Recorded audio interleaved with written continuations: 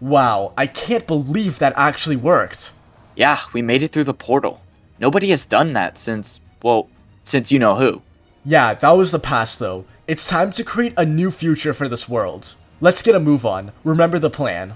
We made our way past the Nether portal area and started the Netherrack parkour leading to the entrance of the castle. This parkour was extremely dangerous. One wrong move and you're toast. Lucky for us, we'd been practicing parkour for months by now, and we were able to get across with ease.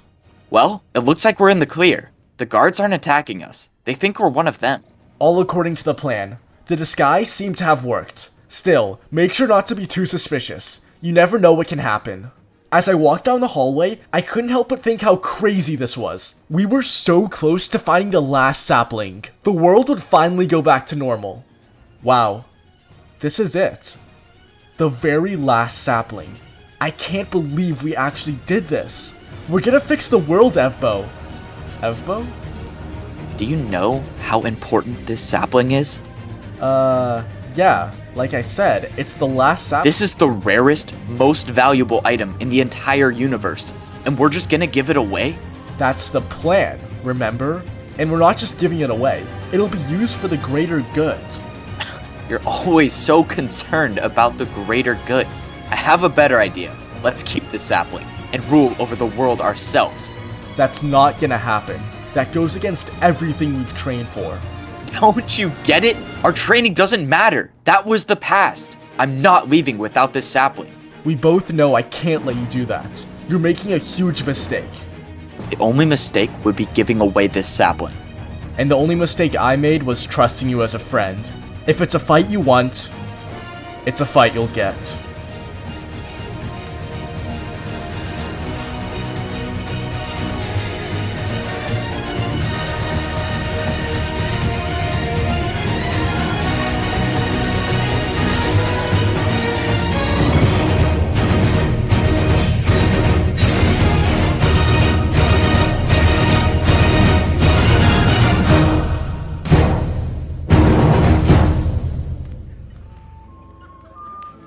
And that's the story. I still can't believe this all happened just yesterday.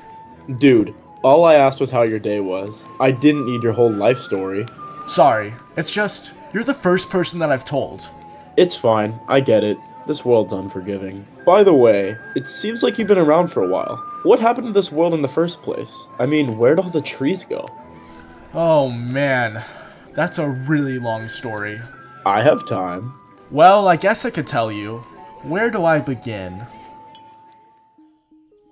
The world started out pretty normally. Everything was peaceful. New players joined the world and would go off on their own adventures. This initial group of players called themselves the Sun Faction. The goal of the Sun Faction was to spread peace and freedom throughout the world. Despite their goodwill, the Sun people struggled to make progress in the world. Most players were poor and had trouble finding food and building proper shelters. This all changed when a certain player joined the world.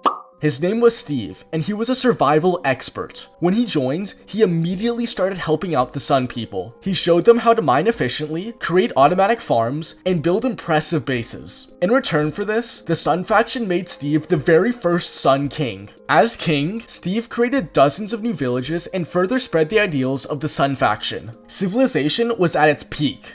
Wow, so the world was doing pretty good back then, wasn't it? Yes, the future looked very bright, except whenever there's somebody in power, there's always another person who wants to take that power.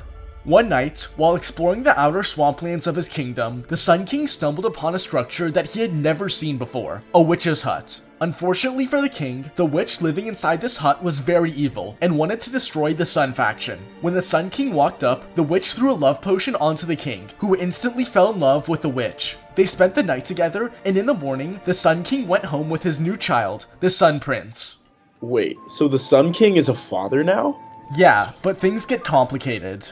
The Sun Prince, being half human and half witch, was not like any other players. In his free time, he went around the village harassing villagers and griefing other people's bases. After many years of putting up with this, the Sun King finally had enough of his son's mischief. He decided to banish the Sun Prince to the Nether. He tricked his son into walking through the Nether portal, and once through, the Sun King broke the obsidian on the other side. The Sun Prince was stranded in the Nether.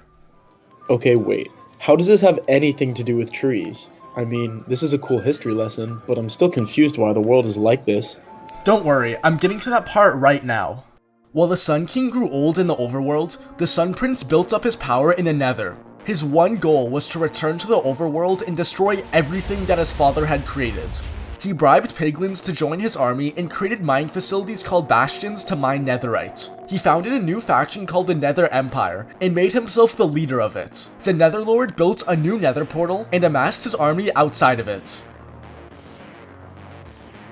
The Sun faction has been in control of the overworld for too long. They've grown complacent with their peaceful lives and free will.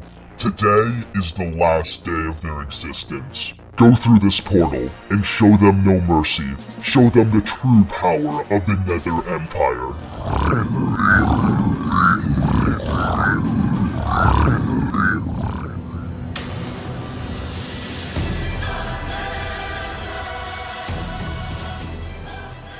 When the Nether Empire entered the overworld, they destroyed everything. Players were killed in the streets, entire villages were burned to the ground. Their last stop was the capital city of the Sun faction.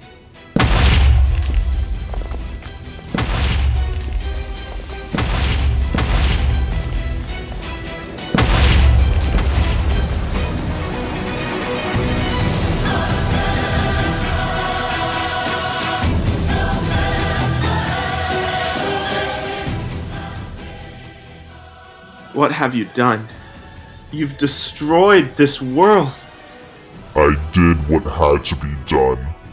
Your people needed to be taught a lesson. A lesson about what? Your anger? You should know by now, son. Evil never prevails. The rays of the Sun faction will always...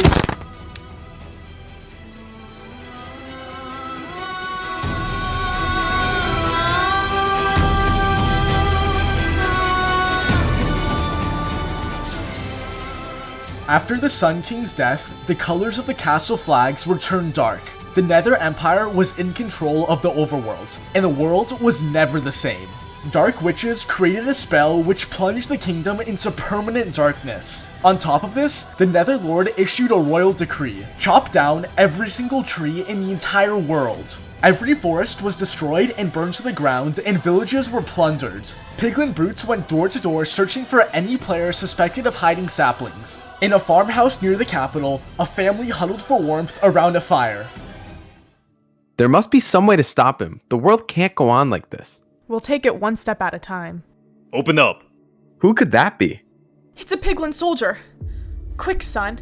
Hide in here. Oh great, what could he want? Under the official law of the Nether Empire, I am placing you two under arrest for sapling conspiracy. Sapling conspiracy? How is that even a law? Don't question the Empire.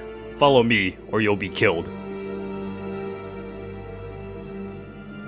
Take this, son. It's a map to the rebel headquarters. You'll be safe there. I believe in you. Why did you sneak back in here? I told you to follow me. And just like that, the boy's father was killed right in front of him. But there was hope, a young boy burning with vengeance, now on a journey to save a treeless world. That boy is me.